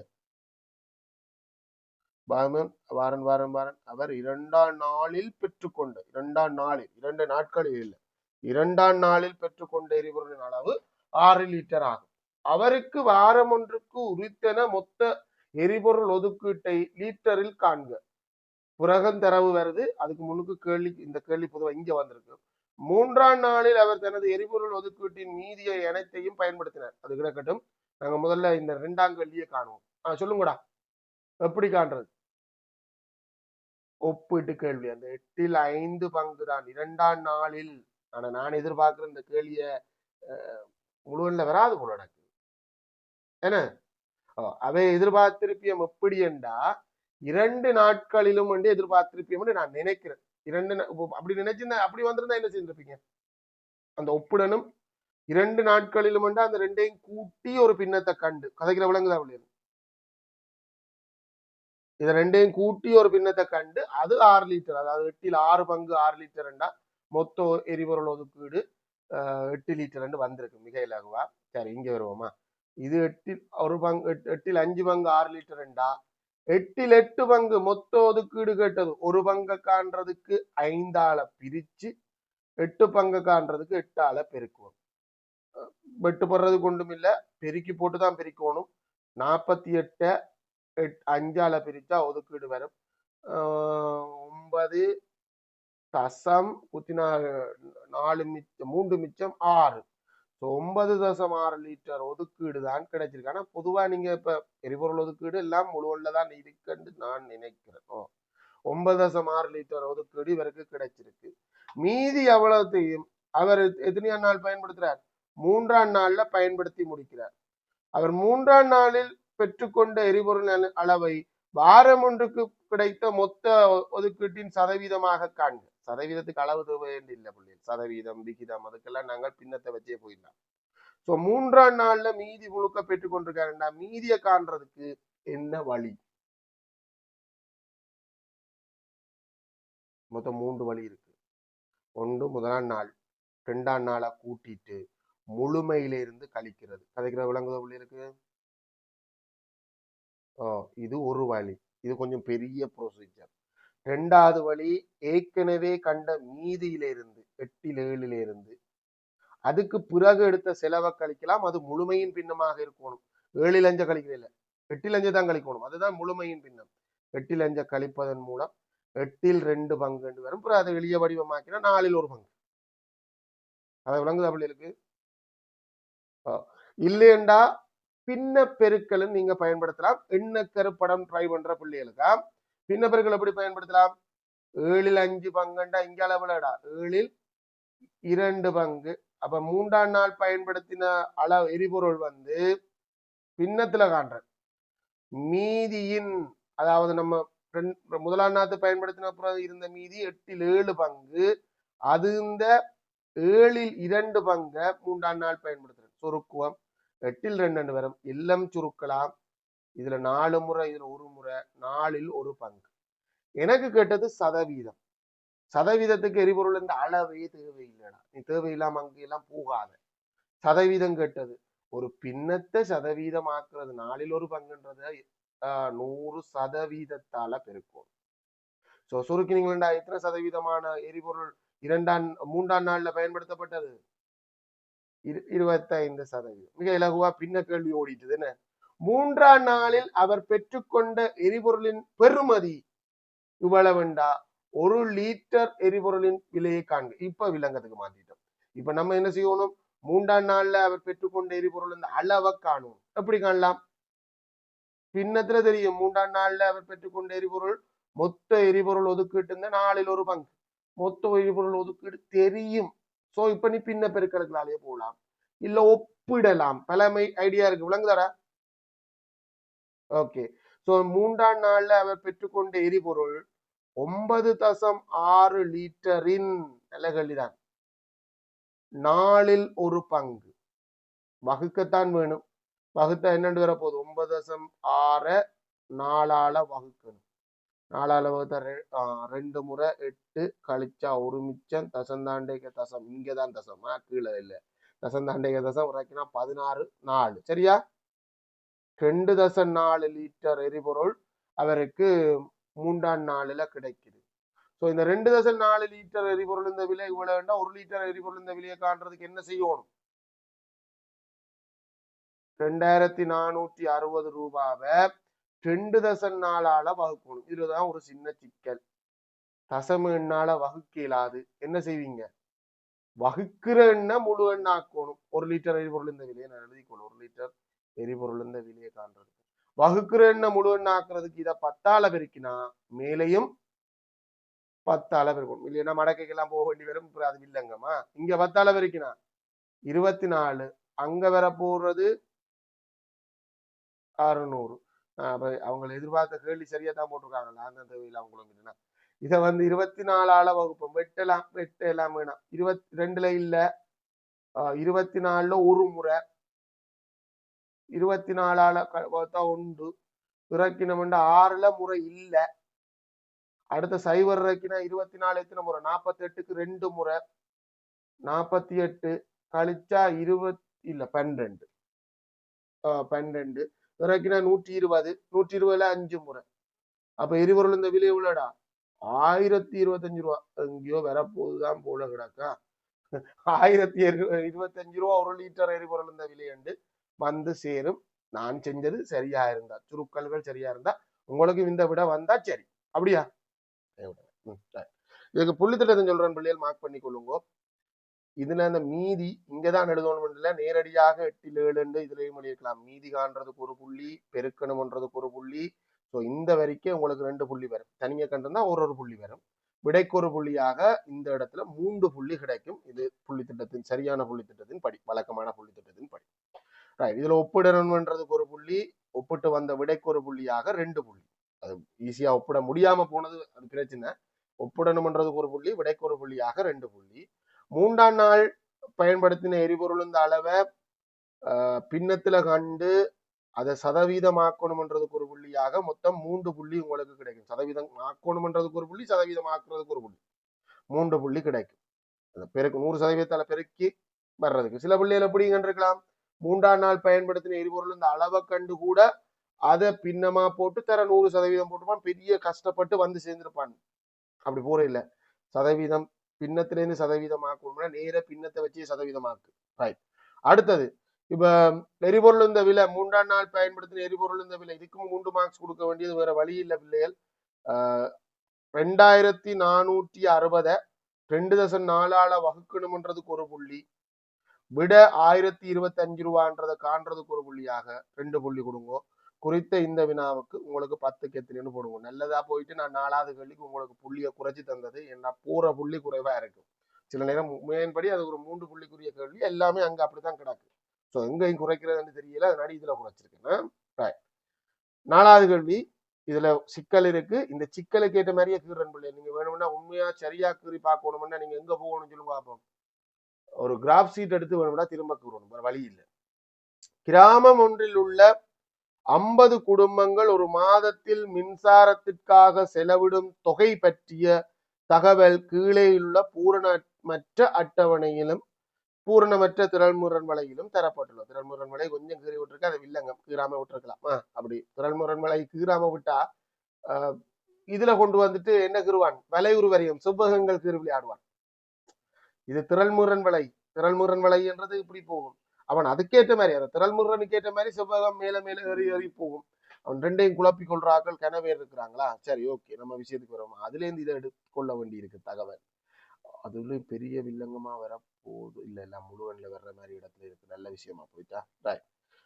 இங்க வருவோம் பிள்ளைகள், ரெண்டும் பூர்ணமற்றது இருக்கு. இதுல இருந்து அதை நிரப்ப வேண்டி கிடாக்கு. நான் அதை இப்பதான் கவனிக்கிறேன். 0 தொடக்கம் 1000 ரூபாவுக்குள்ள, எனக்கு 1000 ரூபாவுக்குள்ள கரண்ட் பில் வரும் என்ற ஒரு 5 குடும்பம் இருக்கு. சோ 1000 விட குறைவான கரண்ட் பில் வர்ற மொத்த குடும்பங்கள் எண்ணிக்கை எத்தனை? அந்த 5 தான். வேற யாருக்கா? இல்ல, வேற ஒன்றும் இல்லை. 13 குடும்பங்கள் சொல்லுது எனக்கு 2000 விட குறைவான கரண்ட் பில் வரும் என்று சொல்லுது. 2000 அல்லது 2000 குறைவு. திரள்முரண் விலை இதை விட குறைவை தான் சொல்லி கொண்டிருக்கோம். அப்ப இந்த ரேஞ்சுக்குள்ள முதல் அப்ப எத்தனை குடும்பம் இருக்கு? ஆல்ரெடி 5 குடும்பம் அங்கே இருக்கு. அப்ப இந்த ரெண்டையும் கூட்டி இங்க வரணும் புள்ளி. ஆனா நாங்க ஈஸியா கூட்டுறது இப்படி. சோ இந்த இடத்துல எத்தனை பேர், எத்தனை இருந்தா இங்க 13 வரும்? இங்க 8 இருக்கு. அப்ப 8ன்றது இங்க நம்ம இந்த ரேஞ்சுக்குள்ள 15 குடும்பம் இருக்கு. சோ மொத்தமாக 3000 விட குறைவான கரண்ட் பில் வர்ற குடும்பங்கள் என்றா இவ்வளவுத்தையும் கூட்டணும். ஆனா ஈஸியா கூட்டுறது இப்படி. கூட்டின எத்தனை? 28 குடும்பங்களுக்கு 3000 விட குறைவான கரண்ட் பில். இப்ப மிச்சம் காண்றதுக்கு திரள்முரண் வலை உதவுது. ஏற்கனவே இருக்கிற திரள்முரண் கண்டுகொள்வோம். திரள்முரண் வலை இதுல வர்றது திரள்முரண் 3000க்கு 28 இங்க 27 போட்டு விட்டுருக்கேன். ஏன்னா இது 25, இது 30, இது 27, 28ன்றது கொஞ்சம் மேலே இருக்கு. நம்ம 2 வட்டி கீழே இறக்குன்னு நினைச்சு போட்டிருக்கேன். அதை விடுவோம், அதை நாங்க குழப்பிக் கொள்ள தேவையில்லை. இது நல்ல காலம் சரியா முழுவன்ல இருக்கு. 4000 விட குறைவான கரண்ட் பில் படுறாக்கள் இந்த எண்ணிக்கை 40. ரைட்டா? இங்க 7 மண்டா இந்த வரைவு தாள்ல அதை கீர்னா நல்ல புள்ளி. அதை எதிர்பார்க்கிறாங்களா? அடிமட்டத்தை பயன்படுத்தி ரூபாய் 4000 குறைவான கரண்ட் பில் வர்றாக்கள் இந்த எண்ணிக்கைய அச்சில காண்றீங்க. கோடு மட்டும் போட்டாக்கான 40 பேர் 4000 விட குறைவு. சோ அப்ப அந்த ரேஞ்சுக்குள்ள எத்தனை பேர்? 28 எத்தனையும் கூட்டினா 40 பேர். அப்ப இந்த ரேஞ்சில 12 பேர். அதே மாதிரி 5000 விட குறைவான கரண்ட் பில் வர்றாக்கள் இந்த எண்ணிக்கை 50 பேர். அப்படியே நீங்க போயிட்டு அதை கிட்ட கூட கொண்டு போயிட்டு அங்க போய் திரும்புங்க. நீங்க திரும்பி காட்டுங்கவா. 50 பேருமே 5000 விட குறைவான கரண்ட் பில்லுக்குள்ளதான் வர்றியம். சோ அந்த ரேஞ்சுக்குள்ள வர்றாக்கள் எத்தனை பேர்? 10 பேர் தான் அந்த ரேஞ்சுக்குள்ள இருக்கிறீங்க. அந்த அந்த வீச்சுக்குள்ள அட்டவணையில் உள்ள இடைவெளிகளை நிரப்புக. அது நிரப்பிட்டோம். திரள்முரண் வலையை பூரணப்படுத்துக. அதுக்கு இங்க முன்னுக்கு கொஞ்சம் புள்ளிகள் குறிக்க வேண்டி இருக்கும். 5 குடும்பம் 1000 விட குறைந்தது 5. 5ன்றது சரி பாதி, அதுல கரைச்சல் இல்லை. புள்ளி ஒன்று, புள்ளடியும் போடலாம், புள்ளி போடலாம், எல்லாம் சரியா. 0 விட குறைவானது இல்லை. எல்லா திரள்முரண் வலையும் உற்பத்தியில துவங்கணும் இல்ல பிள்ளைகள். இங்க இது உற்பத்தியில துவங்கு. ஏன்? முதல் வகுப்பு இந்த கீழ் எல்லை கீழ் வரைப்பு தான் இது. எல்லை வரைப்பு ரெண்டும் ஒன்றா இருக்கிறதாடி சிக்கல் இல்லை. 0 அதனாடி 0த்துல துவங்கும். 1000 விட குறைவாக 5 குடும்பங்கள், 2000 விட குறைவாக 13 குடும்பங்கள். இங்கதான் கொஞ்சம் இல்லைங்க. 2000க்கு 13, இது 10, இது 15, 13 எங்க இருக்கும்? இது 12, 13 கொஞ்சம் உபடத்துக்குள்ள இருக்கும். கூடுதலா பிள்ளைகள் இதுலயே போட்டிருப்பீங்க. அதுல புள்ளிய குறைக்காதீங்கோ. என்ன அவரும் 2 வட்டி இறக்கி போட்டு 2 குறைவுன்னு நினைச்சு போட்டார். 13ன்றது விபடத்துக்கு கிட்டதான் இருக்கும். அதை விட கொஞ்சம் கீழே இருக்குமா. அவர் குறிச்சதை எடுத்துக்கொள்வார். சோ இப்ப நான் இந்த திரள்முரண் வலையை கம்ப்ளீட் பண்ணணும் அப்படி வரும். ஒப்பமாக அடிமட்டத்தால அப்படியே வரைஞ்சிருக்கணுமா, சாரி என்னத்தால கையால வரைஞ்சிருக்கணும். அடிமட்டம் பயன்படுத்தாம நீங்க வரைஞ்செடுப்பீங்க. அது அப்படியே முறியாத கோடாக இருக்கக்கூடிய மாதிரி அதை பிளான் பண்ணுங்க பிள்ளைகள். இப்படி போனாதான் முறியாது. இப்படி போயிட்டு நேர நினைச்சா முறியும். பாருங்க என்ன முடியாம முறியாத கூட வந்து அதை பிளான் பண்ணுவோம். அப்பதான் அது சரி. இப்படித்தான் அந்த திரள்முரண் வலை உங்களுக்கு வரும். சரியா இருக்கா? கொஞ்சம் வளைஞ்சு வளைஞ்சு வளைஞ்சுதான் போகுது. ஓகே. இப்ப இந்த திரள்முரண் வலையை வச்சு கொண்டு அடுத்த கேள்விக்கு போவோம். அடுத்த கேள்வி எங்களுக்கு என்ன சொல்லுதுண்டா, திரள்முரண் வலையை பூரணப்படுத்துக. அதுவும் செஞ்சாச்சு. முதலாவது அட்டவணையில் உள்ள வலை, திரள்முரண் வலை. இக்குடும்பங்களுக்கு மின்சாரத்துக்கு செலவான தொகையின் இடையத்தை காண்க. இடையம் இடையான்றா அது வேற ப்ரொசீஜர், அது பகுதி 2ல வரும். இடையம் காணணும்னா என்ன செய்யணும்? மொத்த தரவுகள் இந்த எண்ணிக்கையிலேருந்து நடுவுல இருக்கிறால காணணும். மொத்த தரவுகள் 50. ஒன்றை கூட்டணுமா, ஒன்றை கூட்ட தேவையில்லையா? கூற்றையிலே கூட்டமாக்கப்பட்ட தரவு தொகுதிக்கு ஒன்று கூட்டுவது இல்லை. அதுவும் குறிப்பா திரள்முரண் வலை என்று வந்தால் கூட்டமாக்கப்பட்ட தொகுதிக்கு இடைக்காணம்னா திரள்முரண் வலைக்கு வந்தேதான் ஆகணும். ஒன்று கூற்று இல்லை. நேரடியாக 2ஆல பிரிச்சா 25வது தரவு, இந்த தரவு தொகுதி இந்த 25வது ஈட்டு எனக்கு இடையும். 25வது ஆள் இந்த காசு எவ்வளவுன்னு காணணும்டா, இந்த 25ல இப்படி வரணும் வரைவில். இந்த முறை இங்க வந்து முட்டி இங்க திரும்பும். சரியா? சென்டர்ல வருது எனக்கு. சரிதானே? இது எவ்வளவுண்டா, இது 2000, இது 2500, இது 2750 ரூபா.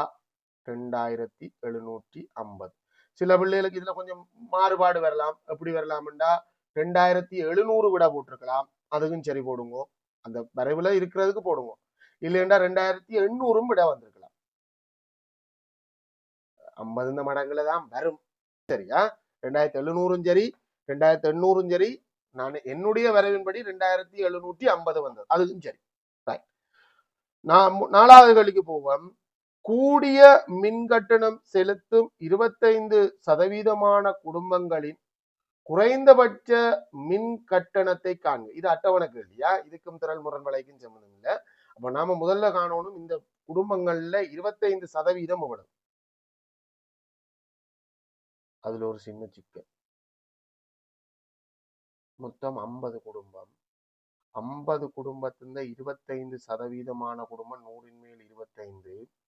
இதுல ஒரு சைவர் வெட்டலாம், இதுக்கு மேல வெட்ட இயலாது. 125 10ஆல வகுக்கணும் வரும். வெட்டலாம், 5ஆல வெட்டி இருக்கலாம். அது 12.5 குடும்பங்கள் என்று வரும். ஸோ 12.5 குடும்பங்கள் இருந்தால் குறைந்தபட்ச மின் கட்டணம் என்று கொள்வது. அங்கதான் சிக்கல்.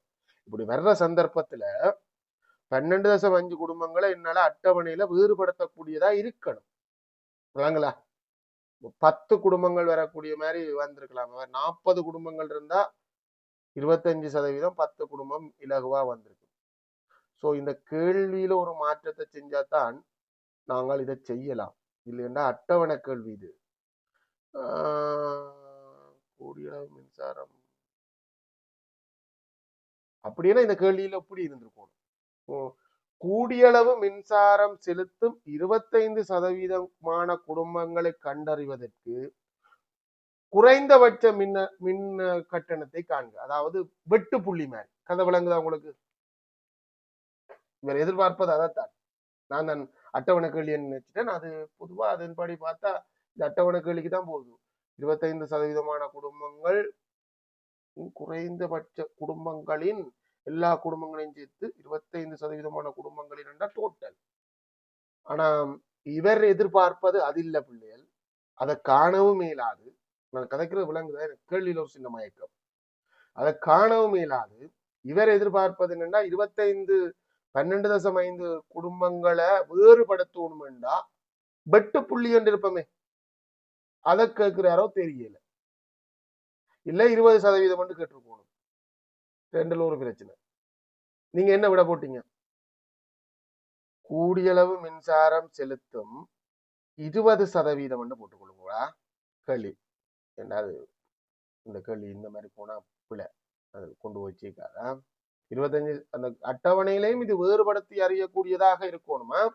கூடிய அளவு மின் கட்டணம் செலுத்தும் 20% குடும்பங்களின் குறைந்தபட்ச மின் கட்டணம். இப்ப இவர் கேட்கிறது போர்டர் லைனை கண்டுபிடிக்கிற மாதிரி என்றா அது வடிவா கேட்டிருக்கும். 20% குடும்பங்களை வேறுபடுத்த குறைந்தபட்ச மின் கட்டணத்தை காண்க. வேறுபடுத்தா வெட்டு புள்ளி காணணும்.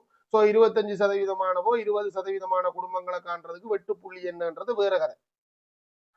இது கேட்டது அட்டவணை கேள்வி. 20% குடும்பங்களின் என்னன்னா மொத்தம் குறைந்தபட்ச மின் கட்டணம். இந்த 25% குடும்பங்களும் கட்டணம் குறைந்தபட்ச மின் கட்டணம் என்ன அப்படின்றது. முதல் 20% குடும்பம் மாத்தி இருக்கேன், அதுக்கேற்ற மாதிரி செய்யறேன். 20% குடும்பங்கள் எவ்வளவு? மொத்தம் 50 குடும்பங்கள். 50 20% குடும்பம் எவ்வளவு? எத்தனை? 10 குடும்பங்கள். 10 குடும்பங்களை வேறுபடுத்தினா 10 குடும்பங்கள் இந்த அட்டவணையில தனியே இருக்கிறீங்க. இந்த 10 குடும்பங்கள் அங்கால 50 போவாது. இந்த 10 குடும்பங்களும் தான் அதிகூடிய மின்கட்டணம் செலுத்தும் குடும்பங்கள். இந்த அதிகூடிய மின்கட்டணம் செலுத்தும் குடும்பத்தின் மின்கட்டணம் எதுவாக இருக்கலாம்? 4000 ரூபாய் மிக குறைந்த காசு.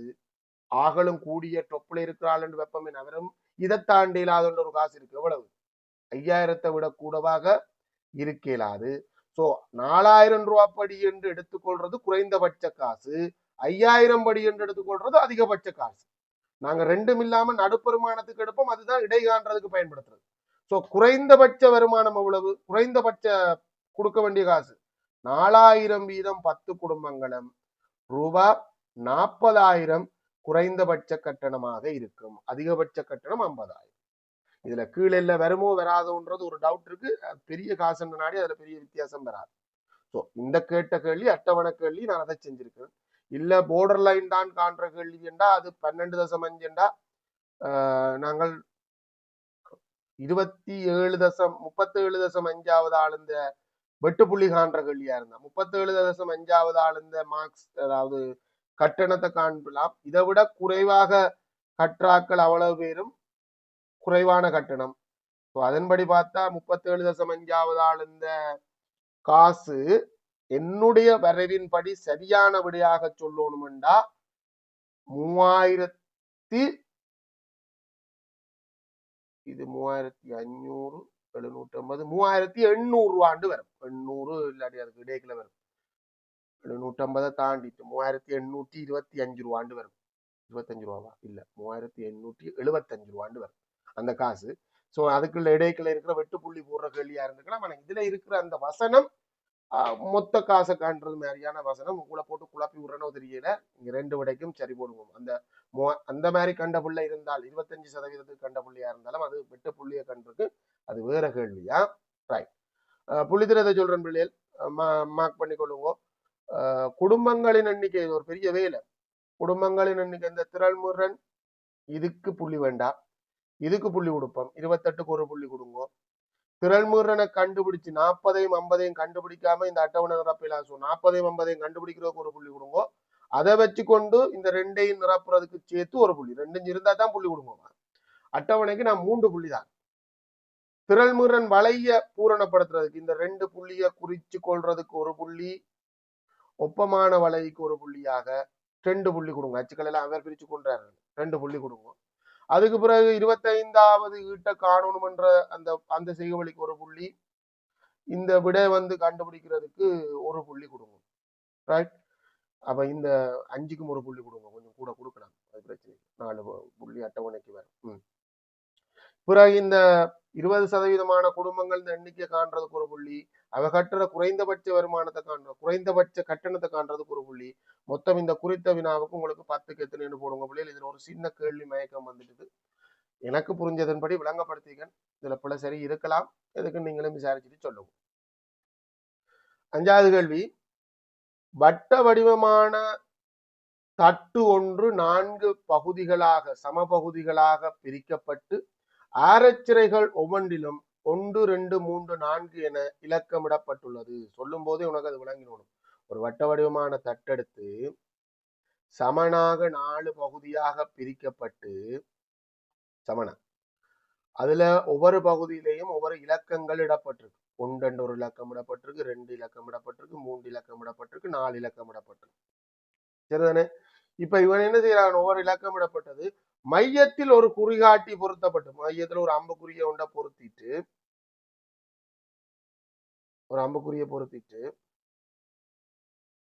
சின்ன சின்ன பிள்ளைகள் மோட்டர் ஒன்றை வச்சு பொருத்தி போட்டு எங்கட கோயில் திருவிழா வழியா நாங்க சின்ன பிள்ளையா இருக்க எங்களை மாத்திருவாங்க. இதுல நான் எதுல நிக்குமோ அதுல வச்சா அந்த காசு டபுளா தருவான். நான் வெல்றதுக்கு எத்தனை வாய்ப்பு? 4ல ஒரு சந்தர்ப்பம். நான் தோக்குறதுக்கு எவ்வளவு வாய்ப்பு? 3 சந்தர்ப்பம். இப்படியான கேமுக்குள்ள போனா எது கூட கிடைக்கும்? தோல்வி கூட கிடைக்குமா, வெற்றி கூட கிடைக்குமா? தோல்விதான் கூட கிடைக்கும். சோ இதை சமப்படுத்தணும். அவர் என்ன செய்திருக்கலாம்? கொடுக்கிற காசு நிக்கிற இடத்துல கொடுக்கிற காசு 4 மடங்கா கொடுக்கும். அப்பதான் வாய்ப்பு சமனாகும். சோ ஆனா இதெல்லாம் நாங்க சின்ன வயசுல பெரிய அளவுல நான் இப்படியான கேம்களுக்குள்ள போறது இல்லை. நான் போனதே இல்லை. ஏன்னா கொஞ்சம் எனக்கு மூளை இந்த எதுலயும் நான் போறது இல்லை. ரொட்டி கூட வாங்குறேன். எனக்கு அதுல உடன்பாடு இல்லைன்னா இந்த நிகழ்தகவு படிச்சதுதான் அதுக்கான காரணமோ தெரியல. இந்த லொத்தர் சபை இருக்குதானேம்மா, லொத்தர் சபை, அதுல எனக்கு நம்பிக்கை இல்லை. அது யாருக்கும் கிடைக்கும், எனக்கு கிடைக்காதுன்ற நம்பிக்கை இருக்கு. வேறு ஆக்களுக்கு கிடைக்கும், எனக்கு கிடைக்காதுன்ற நம்பிக்கை எனக்கு கூட இருக்கு. ஏனண்டா நிகழ்தகவு தான் அதுக்கான ரீசன். நிகழ்தகவின் படி பார்த்தா வெற்றி வாய்ப்பு பொதுவா எல்லாருக்கும் சமனா இருக்காது. வெற்றுறதை விட தோக்குறதுக்கான வாய்ப்பு தான் கூடவா இருக்கும். அதனாடி நான் இந்த லொத்தர் கதைக்குள்ள போறேன். சரி, அது சும்மா எந்த கருத்து, அதை நான் உங்களுக்குள்ள வைக்கல. 1 2 இலக்கம் என இடக்கப்பட்டுள்ளது. மையத்தில் ஒரு குறிகாட்டி பொருத்தப்பட்டுள்ளது. முதலில் சுழற விடப்படும் போது குறிகாட்டி நிறுத்தப்படும் இலக்கம் குறித்து கொள்ளப்படுகின்றது. இரண்டாவதாக ஒரு தாயக்கட்டியை உருட்டியுறியம். 1லிருந்து 6 வரை இலக்கமிடப்பட்ட சதுரமுகி தாயக்கட்டை ஒன்று உருட்டப்பட்டு அதன் மேல்முகத்தில் விழும் இலக்கமும் குறித்துக் கொள்ளப்படுகின்றது. சோ முதல்ல 1லிருந்து 4க்குள்ள எந்த நம்பரும் பெறலாம். 2ஆவதுல 1லிருந்து 6க்குள்ள எந்த நம்பரும் பெறலாம். சோ 2 2 முடிவு. இந்த 2ஐயும் சேர்த்து இது உன்னுடைய முடிவாக சொல்லணும் என்று சொல்ற பட்சத்துல அப்படி மொத்தமா 24 முடிவுகள் கிடைக்கலாம். 2லயும் 1 கிடைச்சிருக்கலாம். கிடைச்சிக்கலாமா இல்லையா? 2லயும் 1 கிடைக்கலாமா கிடைக்கலாதா? 24 முடிவுகள்ல எது வேணுமென்றாலும் நடக்கலாம். இதுல ஏதோ ஒன்றுதான் நடக்க போகுது. இது சாரா நிகழ்ச்சி தரம் 10ல நாங்க படிச்சது. 11ல நாங்கள் நிகழ்தகவு படிச்சுட்டோம். ஆனா 3rd term சிலபஸ் தான் சார் நிகழ்ச்சி. பின்னால வர்றது சார் நிகழ்ச்சி. நான் பார்த்துட்டேன். நிகழ்தகவு கேள்வி எடுத்துட்டு பார்த்துருவேன் எந்த பேப்பரா இருந்தாலும். 24 சந்தர்ப்பத்துல எதுவும் நடக்கலாம். நெய்யறியில் அடையாளமிட்டு குறித்து காட்டுக. செஞ்சாச்சு. பெறப்பட்ட இரு இலக்கங்களினதும் கூட்டுத்தொகை 7லும் அதிகமாகும் நிகழ்ச்சி. கூட்டுத்தொகை சம்பந்தமாக ஆகலும் டொப்ல இருக்கிற வீரராண்டா. ஆகலும் டொப்ல இருக்கிறது. மொத்தம் எத்தனை? 6 4 தாய்க்கட்டில் 6 வட்டத்தட்டுல 4 மொத்தமா கூட்டினா எத்தனை வரும்? என்னடா 10. அதே மாதிரி இந்த ஓர்டர்ல நீங்க அப்படியே வந்தீங்கன்னா அப்படியே வந்து கொண்டிருக்கும். இது 2 பேர்ட்டையும் கூட்டுத்தொகை 2 பேரும். இதுல வர்ற பேர் இந்த கூட்டுத்தொகையும் 9 தான். இதுவும் 9 தான். அப்படியே மூளை விட்ட மொழியே வந்து கொண்டே இருக்கு. அதே மாதிரி இந்த 3 பேர்களும் இந்த 3 பேர்லயே ஒரு பேரை சொல்றேன். ஒரு பேர் இந்த கூட்டுத்தொகை 8. இவர் கேட்டது 7லும் அதிகமாகும். 7லும் அதிகமாகும். 7 வேண்டாம். சோ 7 விட அதிகம்ன்றது இந்த வளவு ஒரே கட்டத்துக்குள்ள வரணும். இது இந்த அளவு பேரும் 7. 7லும் அதிகத்துல 7 வராது. எதுல 7 வரும்? 7ம் 7லும் அதிகம் என்று சொன்னதான் வரும். சுற்றி கட்டமிட்டு காட்டியோ வட்டமிட்டு காட்டியோ இப்படித்தான் போடணும். ஒரே கட்டத்துக்குள்ள வரணும். இல்ல ஒரே அந்த வட்டத்தை வளைச்சு போட்ட மாதிரி எடுத்துக்கொள்ளலாம். ஃபைனல் எக்ஸாம்பிள்ல வட்டம் என்ற சொல்லலாம் பாய்ப்பான். அதன் நிகழ்தகவை காண்க. எத்தனை பேர்கள் 7 விட அதிகமாக உனக்கு பெற்றுத்தரக்கூடியது? 6 பேர். எத்தனைல? மொத்தம் எத்தனை பேர்கள்ல 6 பேர்? 24 பேர்கள்ல. சோ நிகழ்தகவு 24ல் 6. எளிய வடிவமாக்கணுமோ கட்டாயம் இல்லை. நெய்யறிய பொறுத்தவரைக்கும் எளிய வடிவம் கட்டாயம் இல்லை. நீ எளிய வடிவத்துல விட கொடுத்திருந்தாலும் சரி, எளிய வடிவம் ஆக்காம கொடுத்திருந்தாலும் சரி, இதுல 2 விட எந்த விட இருந்தாலும் சரி. ரைட், அடுத்த கேள்விக்கு போவோம். விட சரிதானே பிள்ளைகள்? டவுட்ல இருக்கிறீங்க போலடாக்கு. இல்ல நித்திர வந்துட்டா நித்திர வர வாய்ப்பு இல்லை, வேற வேலை வந்துட்டா ஓகே, கொஞ்சம் பேர் லீவ் ஆயிட்டாங்க, எனக்கு தெரியுது. பரவாயில்ல, கொண்டு போவோமா, முடிச்சிடுவோம். ஒரு கணித விஞ்ஞான வினாவிடை போட்டியில் போட்டியாளருக்கு முதல் 5 ஒத்த அட்டைகள் கொண்ட பையிலிருந்து எழுமாறாக ஓர் அட்டையை தெரிந்தெடுக்கும் வாய்ப்பு வழங்கப்படுகின்றது. ஒரு பெட்டி இருக்கு, அதுல அந்த மட்டைகள்ல எழுதப்பட்டிருக்கு, 5 அட்டைகள் இருக்கு. அந்த 5 அட்டைகளில் 2 அட்டைகளில் தெரிந்தெடுக்க 2 அட்டைகளில் விஞ்ஞானம், ஸோ சயின்ஸ் அண்டு 2 அட்டைகள்ல எழுதியிருக்கு. 3 அட்டைகள்ல மெட்ஸ் எழுதி இருக்கு. நான் கேட்க போற கேள்வி உனக்கு கணிதத்தில இருந்து வேணுமோ விஞ்ஞானத்தில இருந்து வேணுமோன்றது சாய்ஸ் தான். சாய்ஸ் அண்டு எழுமாற்று பரிசோதனை நீ எடுக்கிறத பொறுத்து தான் வரும், உன்னுடைய விருப்பம் இல்லை. சாய்ஸ் உன்னுடைய விருப்பம். அந்த அதுல வர்ற அந்த வாய்ப்பை பொறுத்து தான் வரும், சரிதானே? சோ எடுக்கப்படுகின்றது. போட்டியாளர் தெரிந்தெடுக்கும் அட்டை அவர் எடுக்கிறார், ஒரு அட்டையை வெளியில எடுக்க போறார். அவருக்கு என்ன பாடம் வருதோ அதுல இருந்து கேள்வி வரப்போகுது. முதலாம் சுற்று அதன் அடிப்படையிலேயே தெரிந்தெடுக்கும் அட்டை குறிப்பிடப்பட்டுள்ள பாடத்தின் அடிப்படையிலேயே முதலாம் சுற்றுவுக்கான வினா கேட்கப்படும். ஒரே ஒரு கேள்வி கேட்கறது சம்பந்தமா தான் இங்க கதைப்படும். சகானா தொடர்பான கதை வருது. இப்போட்டியில் பங்கு பெற இருக்கும் ஒரு போட்டியாளர் ஆவார். அவர் கணிதத்துல கொஞ்சம் நல்ல பாண்டித்யமானால் போல அடக்கு, விஞ்ஞானத்துல கொஞ்சம் லோவானால், சரிதானே? அவருக்கு விஞ்ஞான பாடம் கிடைத்தால் வெற்றி பெறுவதற்கான நிகழ்தகவு 60% தான். அவர் விஞ்ஞான கேள்வினா கொஞ்சம் விட சொல்றதுல திணறுவர், ஒப்பிட்டளவுல கணிதத்தோடு ஒப்பிட்டு சொல்றது. அத்துடன் அவருக்கு கணித பாடம் கிடைத்தால் வெற்றி பெறுவதற்கான நிகழ்தகவு 80% ஆகும். இது சார் நிகழ்ச்சி. மேலே குறிப்பிட்ட தகவல்களை பயன்படுத்தி தரப்பட்டுள்ள மரவரைபடத்தினை அதற்குரிய நிகழ்தகவு. இப்ப நீ முதல் வேலை என்ன, போயிட்டு ஒரு அட்டைய சாய்ஸ் பண்றா, அதுல என்ன வரலாம், விஞ்ஞான பாடம் என்ற தெரிவு கிடைக்கலாம்,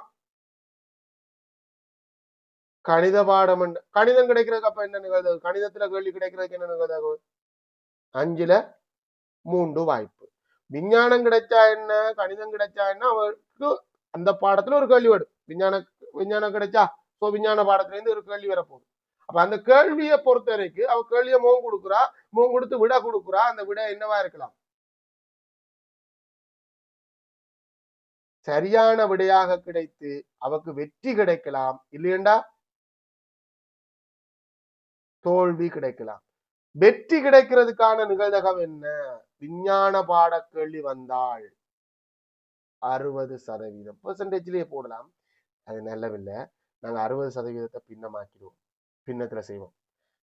100 மேல் 60 வெளிய வடிவமாக்கினா 10 மேல் 6 என்ன சுருக்கி விடுவோம். என்னடா 5/3 சந்தர்ப்பம் வெற்றி பெறுவதற்கண்டா, தோல்வி கிடைக்கிறதுக்கும் இருக்கு வாய்ப்பு, 5/2 சந்தர்ப்பம். கிளியர் தானே?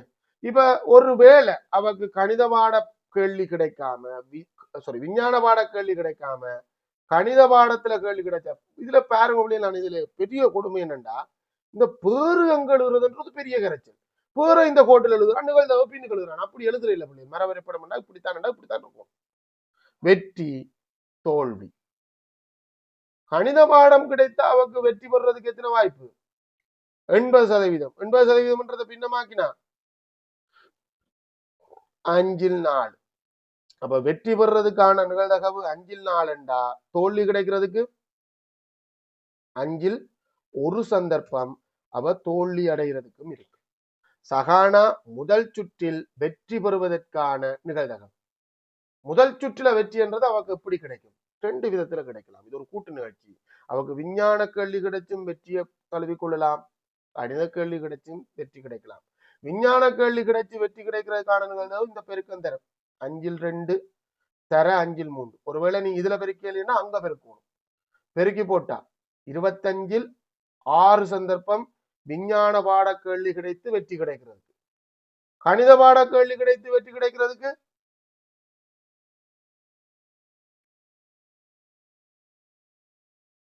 5/3 தர 5/4 பெருக்கி போட்டீங்கன்னா 25/12 சந்தர்ப்பம் கணித பாட கேள்வி கிடைத்து வெற்றி கிடைக்கிறது.